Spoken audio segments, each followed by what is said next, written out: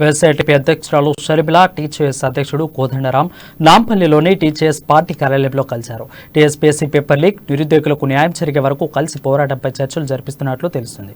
నిరుద్యోగ సమస్య యువతను పట్టితో పీడిస్తుందని షర్మిల అందరం కలిసి పనిచేస్తే మంచిదని తన అభిప్రాయం అన్నారు. టీ సేవ్ ఫోరం పేరుతో అందరం కలిసి పోరాడమని పిలుపునిచ్చారు. ఇక నిరుద్యోగుల తరపు కలిసికట్టుగా పోరాటం చేయాల్సిన అవసరం ఉందన్నారు కోదండరాం. ఎవరితో కలిసి పోవాలనేది తమ రాష్ట్ర కమిటీ నిర్ణయం తీసుకుంటుందన్నారు.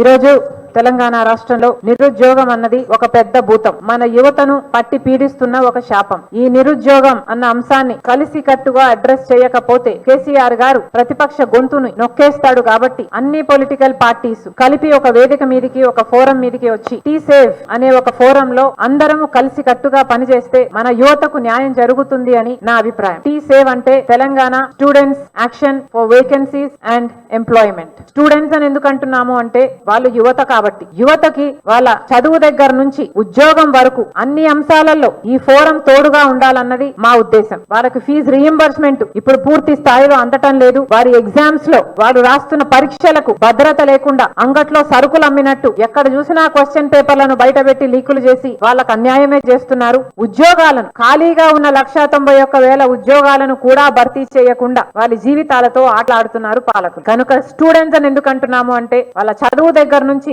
వాళ్ళ ఉద్యోగాల వరకు వాళ్ళకు భద్రత కలిగించాలి, వాళ్ళకు భరోసా కలిగించాలి. అందుకనే ఈ టీ సేవ్ అనే ఫోరం ఫ్లోట్ చేయడం జరిగింది. వీటిలో అన్ని పొలిటికల్ పార్టీస్ ఉండాలన్నది మా ఉద్దేశం. అయితే కోదండరాం గారు దీనికి అధ్యక్షతను వహించాలన్నది కూడా మా ఉద్దేశం. ఈ విషయం మాట్లాడడం జరిగింది. ఆయన కూడా సానుకూలంగా స్పందించారు. మిగతా అందరితో కమిటీలో మాట్లాడి ఒక నిర్ణయానికి వస్తాము, చెప్తాము అని చాలా గ్రేషియస్ గా ఆఫర్ చేశారు.